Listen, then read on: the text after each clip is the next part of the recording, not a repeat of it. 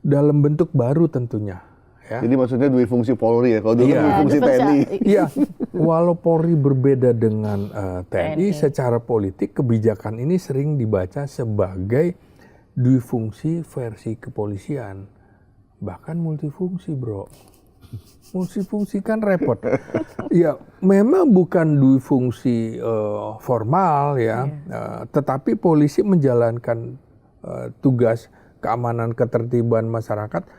Kalau bicara kepolisian harus ada lengkap loh, bukan keamanan aja, tapi keamanan ketertiban masyarakat. Satu napas, satu frase. Sekaligus fungsi kekuasaan sipil nih sekarang. Jadi selain Kamtipmas, fungsi kekuasaan sipil.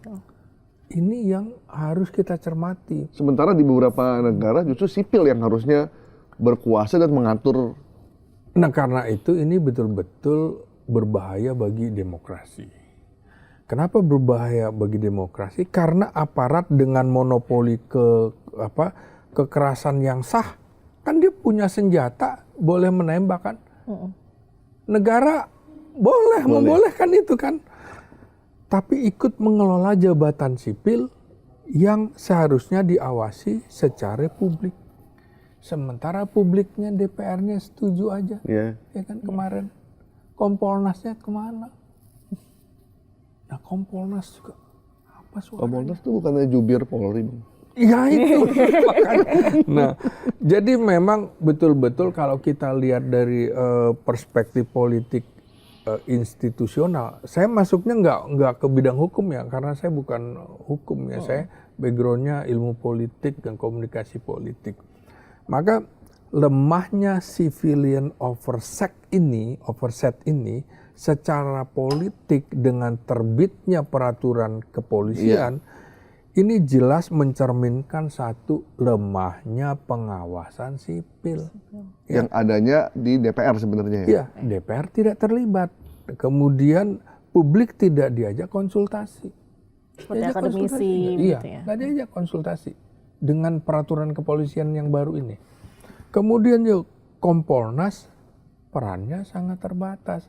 Malah seperti Bung Goy bilang menjadi jubir, kan repot kalau gitu. Nah, Presiden lagi-lagi sebagai pemegang kekuasaan tertinggi atas kepolisian nampaknya kok membiarkan atau kemudian mendiamkan. Saya nggak tahu. Belum ada pernyataan dari Presiden soal itu. Yang sudah menyatakan itu salah satu wakil apa anggota ya? Tim Informasi Polri, Pak Mahfud MD ya.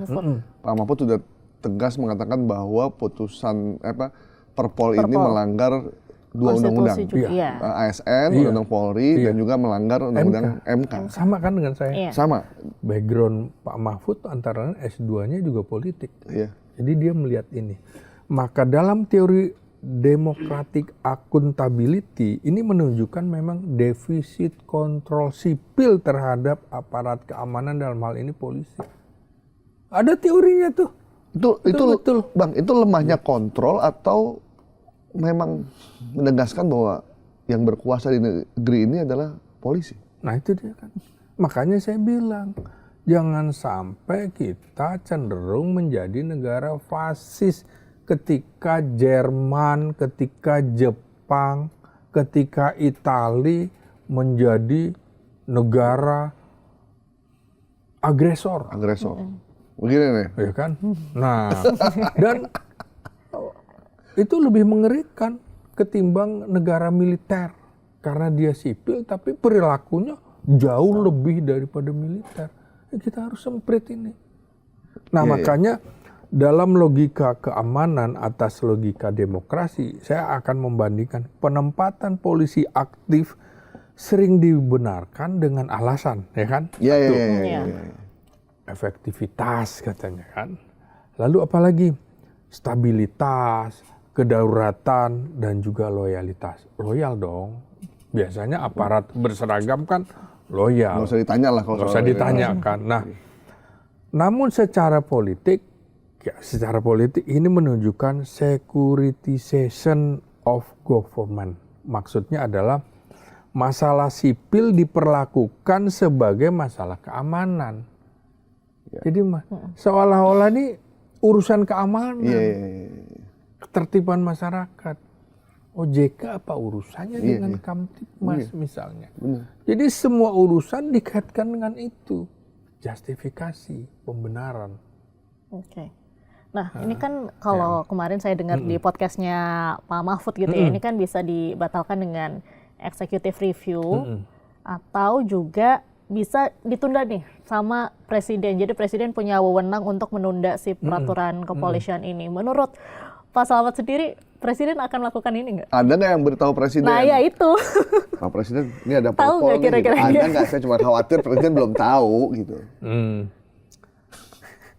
Masalahnya seperti saya bilang tadi ya, kok kayaknya membiarkan dan mendiamkan. Saya nggak tahu apakah karena presiden Nggak tahu. sibuk di tengah kebencanaan. Iya. Kan memang betul-betul di tengah situasi Karena bencana. kayaknya dikeluarkan pakai momentum, Bang. Momentumnya semua orang lagi fokus ke bencana. Rata-rata kalau dalam politik itu banyak isu dihembuskan pada saat semua fokus Konsentrasi. pada masalah apa. Sama kan dengan Bahlil tiba-tiba mengusulkan sebuah ide politik, ya kan? Ya. Pada saat bencana 3 periode itu ya? Atau apa ya? kemarin, Kemarin. misalnya pemilu dilaksanakan oleh siapa gitu. Publik kan nggak fokus. Nanti dianggap kan sudah gua omongin, Iya. ya kan gua udah omongin, kenapa lu diem Padahal aja? publik, media, semua lagi nggak ke situ isunya. Iya, ya jadi akibat apa masalah sipil diperlakukan, masalah pemerintahan sipil semuanya diperlakukan seperti masalah keamanan ketertiban masyarakat, demokrasi menjadi apa? Demokrasi cuma prosedural doang, bro. Ada demokrasi kayaknya, cuma kayaknya hanya prosedural. Dan kebijakan didorong oleh stabilitas Kamtibmas. Kemudian bukan partisipasi dan hukum. Jadi hukum ya diabaikan lagi. Ya. Diandra, kamu pernah nonton film Batman kan ya? Iya. Di film Batman itu Orang jadul. di film Batman itu polisi kalau ingin melakukan penangkapan, penggeledahan itu koordinasi sama wali kotanya loh, Bang. Iya. Gitu ya. Iya. Jadi dia tuh selalu, dan dia tuh berada di wali kota tuh berada di atas kepolisian kotanya pada. Iya. Jadi dia izin mau geledah kalau belum ada izin dari jaksa wilayah sama wali kota belum membolehkan, belum bisa itu mereka. Itu benar. Tapi mereka tetap punya senjata, tapi tetap mereka harus nurut Koordinasi sama, dulu. sama sipil. Artinya kan ada flyer di atas. Iya. Iya. Ada layar di atasnya maksud saya. Emang benar. Tidak boleh kemudian dia rangkap semua. Dia menyelidiki sampai memutuskan. Makanya dia tuh harus melakukan koordinasi dengan jaksa peneliti misalnya. Di tingkat Polres, maka dia harus berkoordinasi dengan jaksa peneliti tingkat apa? Wilayah ya. Iya, Kota jaksa atau apa lagi? tinggi gitu ya, jaksa negeri Jaksa gitu negeri. kan, yang di provinsi dengan kejaksaan tinggi. Kalau kemudian yang Mabes Polri ya dengan kejaksaan agung. Karena ini penyelidik, ini penyidik dalam satu rangkaian rejim hukum yang ujungnya bermuara ke pengadilan. Nah, karena itu betul-betul implikasi politiknya, lagi-lagi saya bicara politik, implikasi jangka panjang dari pembangkangan yang dilakukan polisi dengan Perpol 10 tahun 2025 ini, satu, terjadi erosi supremasi hukum. Ya, betul-betul. Jika peraturan kepolisian bertentangan dengan keputusan MK, juga keputusan undang-undang, dibiarkan terus nih, maka hukum menjadi fleksibel bagi pemegang kekuasaan. Ya kan? Ini presiden buruk bagi lembaga lain, sekaligus memperkuat lagi-lagi bukan rule by law, tapi rule of law. Ini nggak bisa. Kemudian yang kedua, lagi-lagi ini terjadi politisasi kepolisian. Mengapa? Karena polisi aktif di jabatan sipil berisiko kehilangan netralitas, Iya. kan? Netralitas bisa hilang. Apalagi kalau menterinya itu dari parpol yang kemudian berkontestasi dalam pemilu, Iya. Iya. ya kan? Iya. Hilang netralitas. Lu anak buah gua, lu harus nurut sama gua, ya kan? Iya. Kemudian itulah dia menjadi alat kekuasaan eksekutif.